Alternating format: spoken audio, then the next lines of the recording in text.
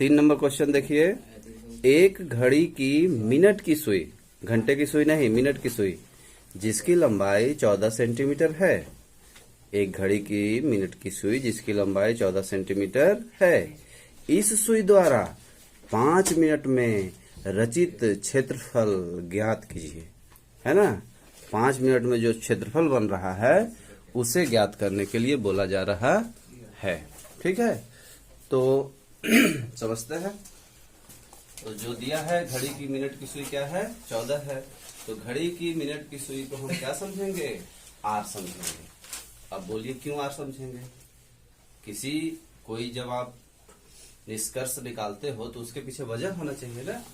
तो ध्यान से देखेंगे आप, तो घड़ी है, ये घड़ी वैसे किसी भी साइज का हो सकता है, लेकिन जो उसका सुई है ये मिनट की सुई है ना, ये 14 सेंटीमीटर की है। ठीक है, तो मिनट की सुई जब चलेगा तो मिनट की सुई क्या बनाएगा, वृत्त बनाएगा। मिनट की सुई जिस क्षेत्र में चलता है तो वो क्या बनाएगा, वो ऐसे घूमेगा ना ये, तो वो गोला आकार ही बनाएगा, यानी कि वृत्त की रचना करेगा। तो 5 मिनट की बात हो रहा है ना। 5 मिनट में रचित क्षेत्र का क्षेत्रफल। तो इसको बनाने के 2 तरीके हैं, मैं दोनों तरीका बताऊंगा। तो देखिए 5 मिनट में यहाँ 12 है, यहाँ 1 है, तो 12 से 1 पे ही ना आएगा 5 मिनट में, यानी कि उसने कितना क्षेत्र को रचित किया, ये क्षेत्र। समझ पा रहे हैं। तो इसको आपको बताए ही थे कि इस जगह को क्या कहते हैं, इस जगह को कहते हैं त्रिज्य खंड। इसको यदि आप त्रिज्या मानते हो तो ये त्रिज्या हुआ। ठीक है, तो इससे जो रचित क्षेत्र हुआ उसको क्या कहेंगे, त्रिज्य खंड। ठीक है, जब आप त्रिज्या माने हैं तो। अब जब त्रिज्य खंड है तो इसका सूत्र आपको ध्यान में आना चाहिए। तो त्रिज्य खंड का सूत्र क्या है, पाई आर स्क्वायर थीटा बटे 360। तो हमारे पास थीटा नहीं है, पाई तो है, थीटा नहीं है। तो थीटा निकालने के लिए थोड़ा सा दिमाग लगाना पड़ेगा। कुल कितना होता है 360। ये कुल कितना होता है, एक राउंड मारेगा सुई पूरा तो 360 होगा।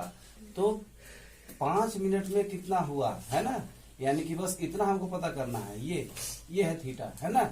तो चूंकि इसमें 12 अंक रहते हैं, यानी कि ये 12 खंड में है बटा हुआ। यदि हर को देखे ऐसे ऐसे तो ये कितना खंड बनेगा, ये 12 खंड बन जाएगा। ठीक है, यानी कहने का मतलब कि 360 जो है वो 12 खंड में विभाजित हो जाएगा, तब तो एक खंड का पता चलेगा। तो आप किससे भागा दे देंगे, 12 से भागा दे देंगे। तो 12 तिया 36, 3 और 1 0, है ना। तो क्या आ जाएगा आपका, थीटा का मान 360 हो जाएगा, तो सॉरी 30 हो जाएगा। तो 5 मिनट में रचित क्षेत्र का क्षेत्रफल क्या हो जाएगा, तो आप फार्मूला लगा दीजिए, थीटा बटे 360 पाई आर स्क्वायर। इसको आगे पीछे रखे कोई दिक्कत नहीं है। तो थीटा का मान 30 हो गया बटे 360 हो गया, पाई का मान 22 बटे 7 होता है, आर आपका 14 है, 2 है तो स्क्वायर है ना, तो 2 बार लिख दीजिए। अब 7 से इसको काटिए, 7 दूना 14, 0 से 0 काटिए, 3 से इसको काटेंगे 3 एक कम 3, 3 से इसको काटेंगे 3 एक कम 3, 3 दूना 6। फिर इसको आप 2 से काटिए, 2 छक्का 12, है ना, और ये 2 एक कम 2। ठीक है, फिर आप 2 से काटिए, 2 तिहाई 6, फिर इसको 2 से काटिए, 2 एक कम 2, 2 एक कम 2, फिर अब ये नहीं कटेगा।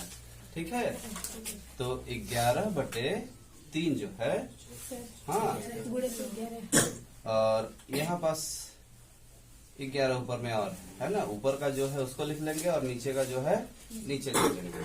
तो इसका आप गुणा कर दीजिएगा तो आपका आंसर आ जाएगा। ठीक है, हाँ, 154 बटे 3 सेंटीमीटर। ठीक है, अच्छा, इसका एक और तरीका आप समझ सकते हैं। जैसे कि हम समझाए थे आपको कि वृत्त का चतुर्थांश, है ना, तो वैसे ही क्या होगा, वृत्त का ये कौन सा हिस्सा है, ध्यान से देखिए तो वृत्त का कौन सा हिस्सा है? 12वां हिस्सा है। कौन सा हिस्सा है? 12वां हिस्सा है। तो इसको आप शॉर्टकट में भी लगा सकते हैं। पाई आर स्क्वायर इसका क्षेत्रफल हुआ पूरे का। और जब ये 12वां हिस्सा है तो बट्टे क्या कर देंगे? 12 कर देंगे। पाई का मान 22/7। आर का मान कितना है? 14 है। तो 2 बार 14 लिखेंगे और ये 12। ठीक है। तो 7 दूना 14। इसको काटेंगे 2 से तो 6 आएगा। ये 2 गया, फिर 2 से काटेंगे तो 3 आएगा। और ये कितना आया? 11। तो 11 गुणे 14/3 वही सेम टू सेम आ गया ना। तो आप इस विधि से भी कर सकते हैं और इस विधि से भी कर सकते हैं, जो आपको अच्छा लगे। देखिए 15 मीटर, क्वेश्चन 8, 15 मीटर भुजा वाले एक वर्गाकार घास के मैदान के एक कोने पर लगे खूंटे से एक घोड़े को 5 मीटर लंबी रस्सी से बांधा गया है। यहाँ चित्र भी आप देख पा रहे हैं, है ना। तो इस कोने में रस्सी को बांध दिया गया है। ये रस्सी की लंबाई कितनी है? 5 मीटर है ना। ज्ञात कीजिए। क्या ज्ञात करना है? ध्यान से देखिए। ज्ञात क्या करना है? ज्ञात क्या करना है? मैदान के उस भाग का क्षेत्रफल जहां घोड़ा घास चर सकता है ना। और फिर दूसरा नंबर में कह रहा है, उसको बाद में हम देखेंगे, पहले इसको हम क्लियर करते हैं कि जिस जगह पे घोड़ा घास चर सकता है। तो थोड़ा सा चित्र से समझते हैं हम, है ना। ये आपका वर्गाकार मैदान हो गया, ठीक है। इसकी लंबाई कितनी दी हुई है? वर्गाकार घास के मैदान की लंबाई 15 दी हुई है। और यहाँ पास रस्सी बंधी है। रस्सी कितने मीटर की है? 5 मीटर की है। तो जाहिर सी बात है कि जब घोड़ा रस्सी को टाइट कर देगा, है ना, तो 5 मीटर तक का क्षेत्रफल वो चर सकता है। और इस तरह से वो घूमेगा, इस तरह से वो घूमेगा, है ना। क्यों घूमेगा? कभी आप नोटिस कर सकते हैं कि रस्सी जब टाइट होगी तो उसके बाद उसको पकड़ के जब आप इधर उधर करेंगे ना, तो वो इसी तरह से आकृति बनाएगा, ठीक है। तो यदि आप ध्यान से देखोगे तो इतने दूर का वो घास चर रहा है, ठीक है। इतने दूर का घास चर रहा है। तो 8वें नंबर सवाल के पहले नंबर क्वेश्चन में क्या बोला है कि मैदान के उस भाग का क्षेत्रफल जहां घोड़ा घास चर सकता है ना। तो पहले का आंसर जो है आपका लाने के लिए ये सूत्र बटे हम 4 कर देंगे। अब बोलिए 4 कैसे हुआ? तो ये ध्यान से जब आप देखोगे तो ये वृत्त का क्या है? चौथा हिस्सा है। यदि हम इस रस्सी को, है ना, ये 5 मीटर की रस्सी है ना, इधर भी कहीं भी आप बना सकते हैं। यही तो त्रिज्या की खासियत होती है, त्रिज्या बराबर होती है। वृत्त की सारी त्रिज्याएं क्या होती है? बराबर। तो यदि इस दीवार को हम तोड़ दें, है ना, यदि बाउंड्री है, तो घोड़ा पूरा ये चारों तरफ का घास चर लेगा, बाहर का भी, है ना। तो फिलहाल अभी वो कितने का चल रहा है? इतने का चल रहा है। क्यों? क्योंकि वर्गाकार मैदान में ये बाउंड्री लगी हुई होगी, है ना। तो उतने दूर का ही है वो चल रहा, ठीक। तो हम समझ पा रहे हैं कि वृत्त के क्षेत्रफल का चौथा हिस्सा वो चल रहा है। तो ये पहले का आंसर के लिए आप क्या लगा देंगे? यही सूत्र लगा देंगे। और का काम क्या करेगा? 5 करेगा, क्योंकि इसी की वजह से वृत्त का निर्माण हो रहा है। तो 22/7। आर क्या है आपका? पाई का मान सर 22 के साथ नहीं। अच्छा, पाई का मान यहाँ लेना है कुछ और, 3.14 लेना है। तो चलिए 3.14 ले लीजिए। जो कहे क्वेश्चन वही करना है। तो आर के जगह पे हमने रस्सी की लंबाई को आर से डिनोट किया है। क्यों? क्योंकि उसी से बन रहा है वृत्त। तो आर का मान 5 स्क्वायर है, तो 2 बार 5 ले लीजिए, बट्टे 4 कर लीजिए, ठीक है। अब यहाँ आप 2 तरीके से कर सकते हैं। इसका गुणा करके 4 से भागा दे सकते हैं, या 4 का भागा दे करके फिर जो आएगा उसका गुणा कर सकते हैं। तो जैसा भी करना है कर लीजिए। भागा दे लेते हैं हम।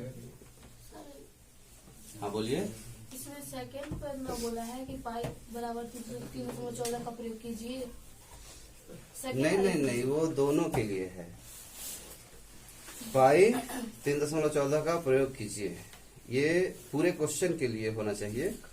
है ना। और कोई दिक्कत नहीं है, हम प्रयोग कर भी लेते हैं तो कोई हर्ज नहीं है। पाई का मान ये भी तो होता है। तो 4 का इसमें भागा देंगे तो देखिए दशमलव का भागा यदि किन्हीं को नहीं बनता है तो समझिए थोड़ा सा। 4 का पहाड़ा एक बार पढ़ेंगे ज्यादा होगा, तो इसलिए हम किसका पहाड़ा पढ़ेंगे, 4 का पहाड़ा 0 बार पढ़ेंगे। तो ये 3 आया। दशमलव के इधर का संख्या जैसे ही उतारते हैं तो यहाँ दशमलव लगा देते हैं और फिर 4 सत्ते 28 घटा के कितना आएगा, 3 आएगा। ऊपर से उतरा 4, 1 सेकेंड, सॉरी, हाँ ठीक है। तो 4 सत्ते 28 हो गया, ठीक है 34। अब 4 9 36 ज्यादा हो गया ना, 4 8 32, ठीक है। तो दशमलव की वजह से आपको 0 मिलेगा, तो 4 पंचे 20 हो जाएगा, है ना। तो इसको यदि आप काटे हैं, है ना, तो क्या आया है आपका 0.785। तो 0.785 गुणे 5 गुणे 5 तो 25 भी हम लिख सकते हैं, है ना। ज्यादा लंबा जाने की जरूरत नहीं है। अब 25 का इसमें गुणा कर दीजिए, है ना। तो कितना आ जाएगा आंसर, 25 का गुणा करेंगे तो आपका आंसर 19.625।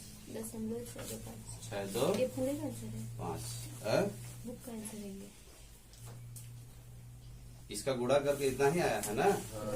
पहले नंबर आंसर में कितना आया है, हाँ नहीं आया। चलिए क्षेत्रफल है ना, तो सेंटीमीटर मीटर है तो मीटर स्क्वायर हो जाएगा। अगला क्वेश्चन क्या कह रहा है, अगला कह रहा है कि चरे जा सकने वाले क्षेत्रफल में वृद्धि। अच्छा, अब इसके रस्सी को बढ़ाया जा रहा है ना। घोड़े की रस्सी 5 से क्या कर दी गई है, 10 कर दी गई है। मतलब पहले से यहाँ पास एक्स्ट्रा रस्सी होगा, है ना। अब क्या कर दिया गया है, 10 कर दिया गया है। तो देखिए ये रस्सी कितना हो गया, अब 10 हो गया। रस्सी कितना हो गया, 10। यहाँ से लेकर के यहाँ तक कितना हो गया, 10 हो गया।